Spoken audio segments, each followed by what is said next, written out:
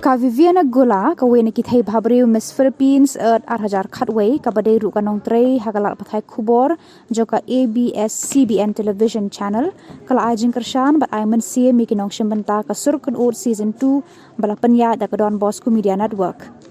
Haka Khubor jongka kalaong. Hi, I'm Vivian from the Philippines. I am a broadcast journalist and I wish the team Donbosco Media and the team The Voice in Shillong all the best.